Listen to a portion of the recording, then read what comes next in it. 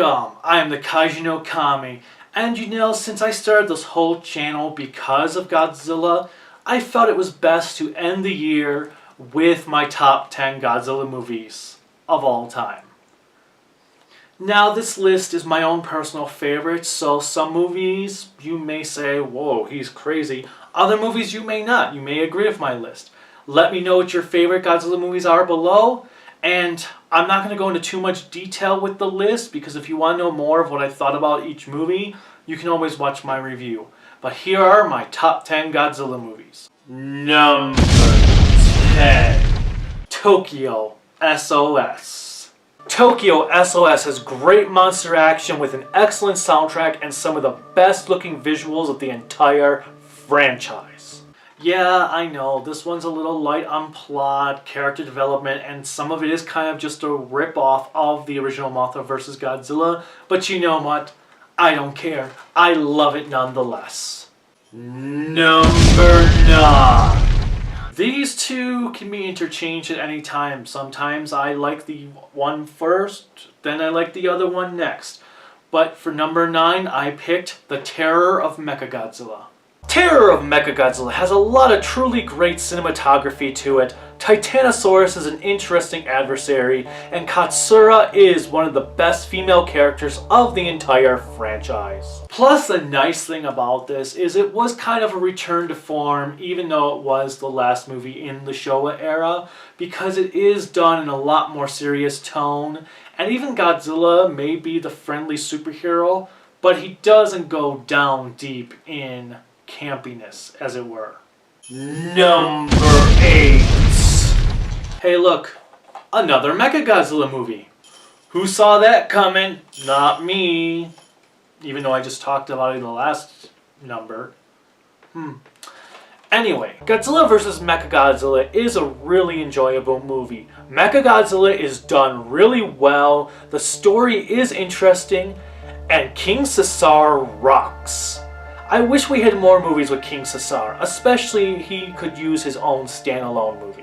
Yeah, the effects are not the greatest, especially when you could see the wires during his battle with Anguirus, and there was no really big build-up to Godzilla turning out to be a robot when they showed it like in the first 20 minutes of the movie, but still an enjoyable ride nonetheless, even if it does kind of rip off some ideas from Planet of the Apes. Number 7. This movie is easily the best of the Heisei era and features one of my favorite monster enemies for Godzilla, and that is Godzilla vs. Biollante. It tries something new, and Biollante is one of the most interesting opponents to face off against Godzilla, not to mention the fun soundtrack and the Seradian agent. And let us not forget the incredible work that was done to put Biollante into motion for the finale of this movie. There is just so much detail going on that I can't help but love it. Number 6. This next one is an interesting movie because I tend to like it more and more with every viewing. There's something I always notice in it that I never noticed before, and it was pretty cool to get to see this on the big screen earlier this year, and that is Invasion of Astro. It improves upon the effects from the previous movie with an intriguing science fiction story and great characters.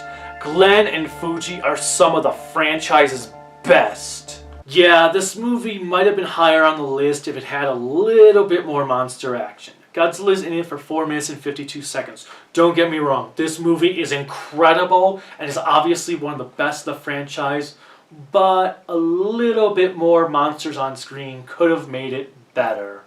Number 5. This actually surprised me because this movie used to be my absolute favorite of the franchise, but as years have gone by, it's kind of lowered its my favor, I guess is the best way to put it, and that is GMK. Like Biollante, it tries something new to the franchise and gives us a truly terrifying Godzilla design. Otani's track is hauntingly gorgeous, and it has some of the most realistic effects out there. Unfortunately, because of his terrifying design, we do lose the sympathetic side of the monster, which is a little bit of a letdown. I mean, it is great watching him just rip through everything with ease the way Godzilla should, but he is a little too powerful and kind of goes out on a whimper.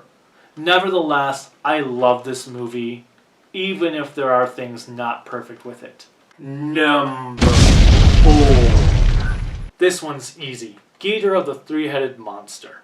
This is a spy thriller within a Godzilla movie. Plus, it introduces Ghidorah to the world. What more do I need to say? Well, okay. It doesn't have the greatest effects because it does feel rushed at times, especially when you can fully see the wire work on all the monsters. And the little changes to the Godzilla face don't really work well, but hey, I can get over it. This is without a doubt a phenomenal movie with some of the best human characters and human plot story. Number 3. Despite its stiff-looking Godzilla, I can't help but put Godzilla against Mechagodzilla as number 3 on my list. This is hands down one of the best-looking movies of the entire franchise, from its miniatures to its melee battles. Not to mention, it's the first time there is a truly legitimate reason for there being a robot Godzilla involved. The human aspect is done pretty well. The fact that they're reusing the bones of the original Godzilla was something really unique, and I'm surprised it took Toho almost 50 years to do that. You'd think that this would be something they would have done well in the past. Nevertheless, it's well worth it. Number 2. These last two are tough and are pretty interchangeable, mostly because it comes down to, do I choose number 1 to be my favorite or the best of the franchise? And ultimately, I decided to go with my favorite. So the best of the franchise is number 2, which is the original Godzilla. There is not too much I really need to say about this one, as it speaks for itself. The fact that it's an allegory for what the atomic bombs did to Japan is a feat to behold, and everyone is doing the best they can here to give us a truly compelling movie that is one of the greatest movies ever made. The scene in this movie with the mother and the 2 children is just a very touching scene that shows how the destruction that occurred in Japan in World War II affected the nation. With that said, before I go to number 1, here are some honorable mentions. Honorable mentions.